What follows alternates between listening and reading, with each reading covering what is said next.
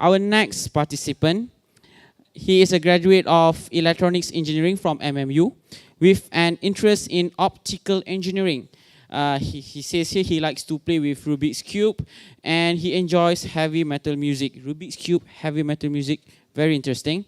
And so without further ado, let us welcome Mr. Lukman Jamaludin.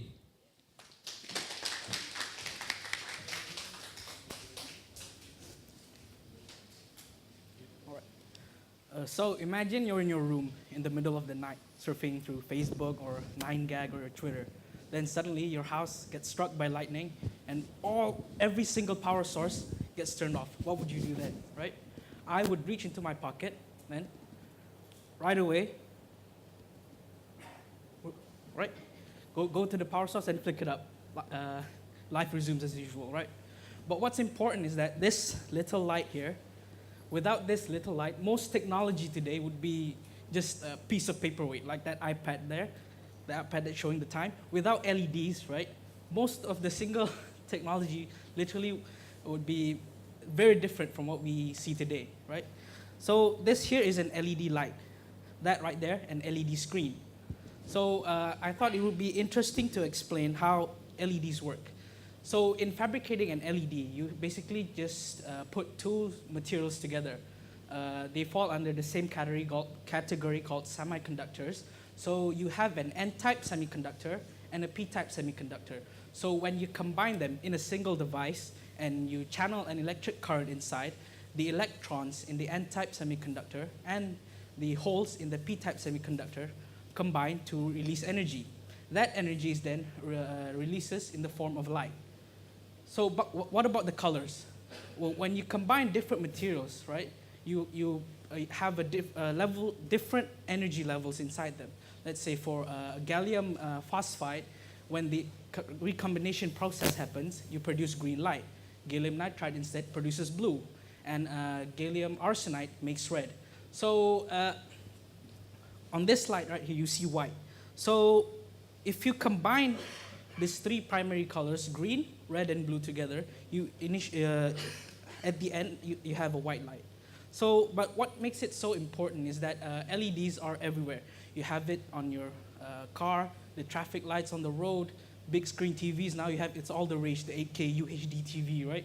So basically, the more LED you have, more content, right? That's what they say usually, right? So I guess that's the end of my presentation. Thank you very much.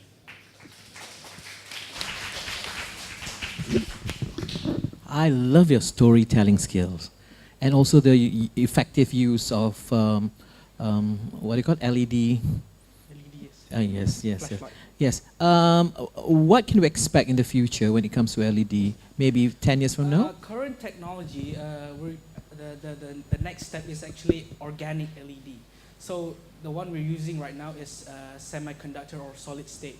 So organic LED is supposedly much more, how do you say? In terms of display, the colors produced are more vibrant. Since they're somewhat organic, you enjoy looking at them more. And then the other interesting aspect is that organic LEDs, you can make them into different kinds of display. You can fold them, you can roll them up, right? So instead of having your conventional flat screen TV, you can probably just create a whole 360-degree view television, something like that, right? Again, I want to pick on the scientists in the room, because there's more scientists than non-scientists trying to communicate. You had me at imagine, but my tip for you is, if you're trying for us to empathize with you, elongate and change the tone a bit. Imagine and pause for a while, you know. But that's fine, that's just a small detail. But I'm going to terminate the scientist syndrome. You will have me at the 0 to 30 seconds, and then by the 1 minute mark, then you guys start into all these jargon things and technical stuff. If you still want to do that, find a way to inject it, right? Because I agree with Swahimi, you have a right basis for a good storyteller. It's just that, again, like the previous contestant, you're coming from the science of it. I want to know why it's relevant to me. For example, yes, LED is important, but I've seen Avatar, and Pandora doesn't need any semiconductor, and their life is so natural. So back to the organic point that you were saying. Thank you. Just a quick comment. You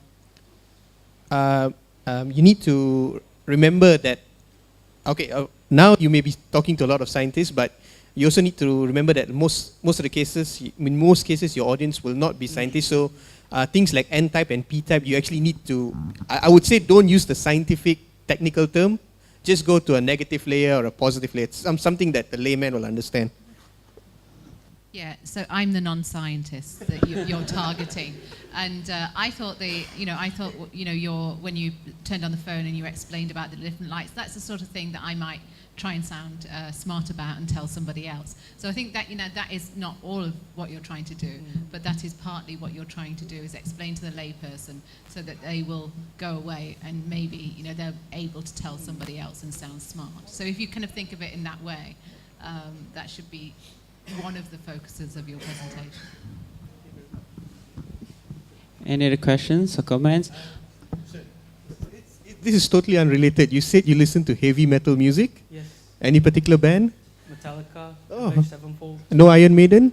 I haven't gotten to them. Okay, it's a bit old school, no worries. Right band. Do they use LED during the shows? Probably, the flashing lights. Okay.